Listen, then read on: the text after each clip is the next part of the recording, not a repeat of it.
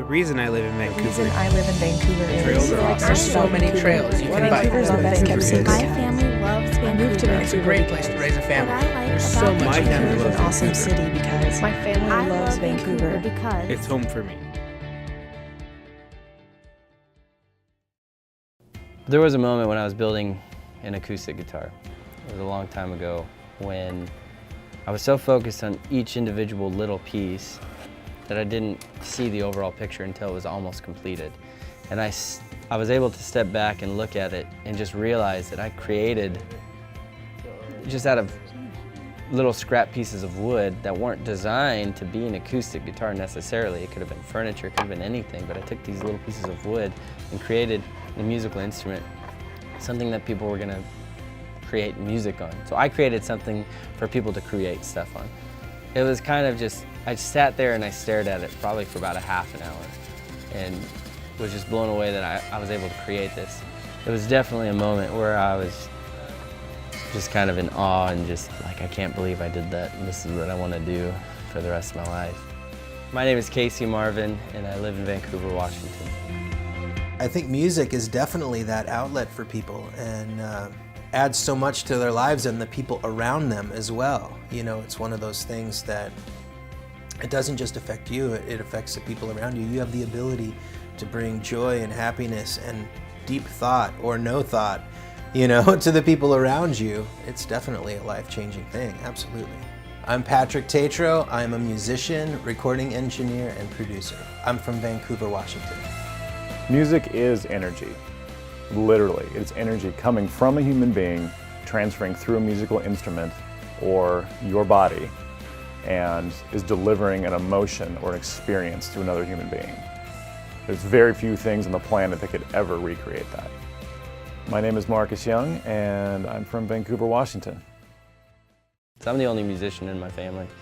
I was about 10 years old and we got an old classical guitar from somewhere. And I just picked it up, started taking lessons for a short bit and hated it. But I still wanted to play in a band. So I learned a couple power chords and started a band, and me and my buddy Gregory, we kind of just taught each other how to play and kept snowballing from there. I started at an early age, around 4th grade. We had the opportunity to choose band or strings, and so I chose strings.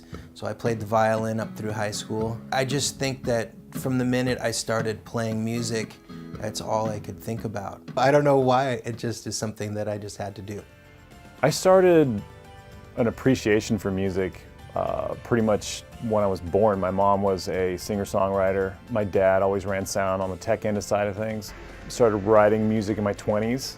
So back in the 60s, my grandfather owned a music shop and was actually the Southwest Washington's first Fender guitar dealer. It was always fun going in there when I was a kid and seeing the walls full of instruments and watching him repair instruments. Grandma would do music lessons.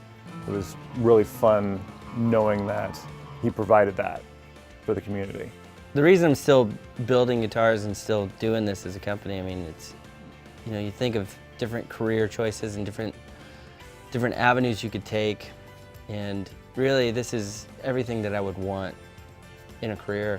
It's got my passions, my love. I love music. I'm surrounded by it. I love guitars. I'm surrounded by it, and I love woodworking. I'm surrounded by it. You know, I love creating things with my hands, and so it's everything that you could ever want. I mean, it's got its trials and its frustrations and stresses and stuff, just as any other company, but I don't think I'd have it any other way. So I initially had a recording studio about 2.5 miles from downtown on East 18th Street. It was built in 1968 and it had a lot of history. It was called Ripcord Studios. And I owned that and operated that for about 8 years. And I loved it, I still love it, and I still work there. I sold it to some friends of mine, but I wanted to be closer to downtown where people could come in and record and then go walk around downtown, walk down to the river or to the park, eat great food and drink at great bars, and just be in the hustle and bustle of Vancouver. I just feel like that adds to people's headspace and just sort of the creativity to be able to walk to all those things and take part of what's going on in Vancouver, as well as record their music and write their songs. So my brother and I own Sinden Corporation here in Vancouver, Washington. One of the biggest products that we make is actually for pipe organs, and we ship those all over the world. So we've done all kinds of different sub-assemblies, from electric guitar parts to the first electronic drums built back in the 70s. Mostly everything that we manufacture has always come back to music. My brother and I started here in the late 90s. Pretty much built the shop up by expanding on the few things that were being built for the pipe organ. And since then have grown then to a couple employees up to 14 employees.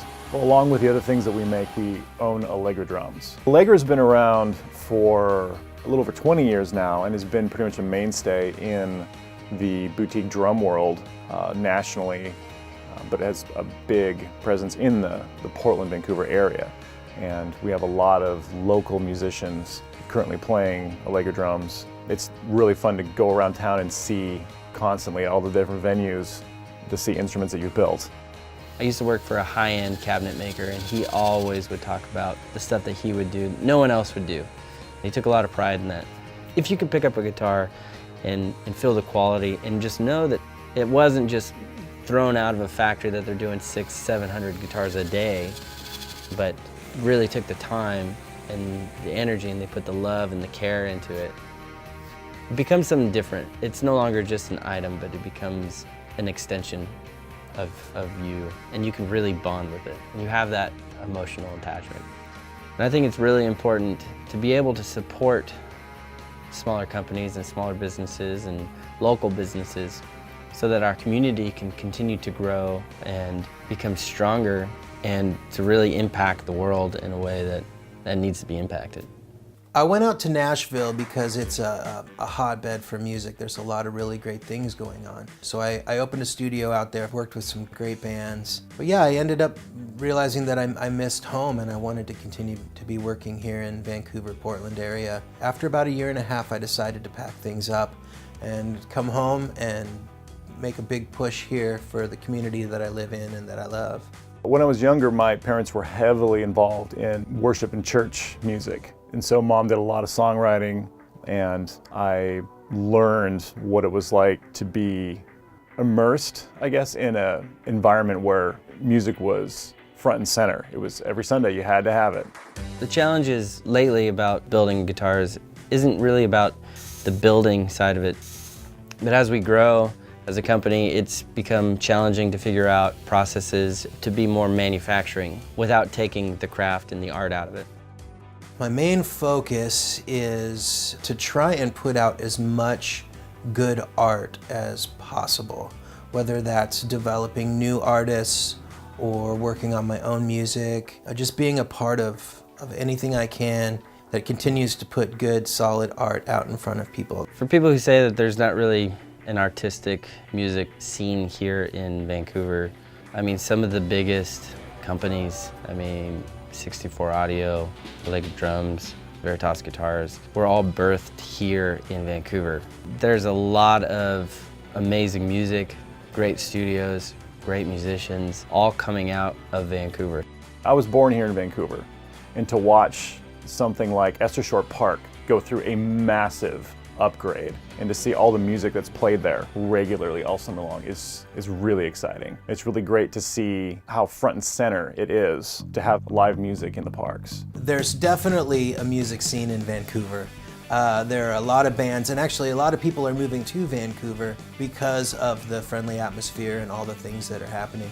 There are a few music venues around town. You can catch music at Lewitt and Brick House and Billy Blues. There's music everywhere, yeah, and it's gonna get bigger and better. There's a lot of great studio work being done in Vancouver. There's a lot of great places to get tracks done. There's a lot of great musicians to work with, a lot of great engineers to work with. I really do see growth in live music venues coming to Vancouver. It's definitely important for people to come out and support the arts. Musicians and artists, the deck is stacked against them from the get-go, so every little bit you can do helps. And just seeing a friendly face out in the crowd and knowing that they're there and appreciating what you do goes a really long way. I would say in the last 5 years that it's really started to take off and become something that people are starting to recognize Vancouver as a destination place for a lot of things music related. And I think in the next 5 years to come, it's going to be even more so. And I think we're just going to keep drawing a lot of music related things to Vancouver, which is really exciting.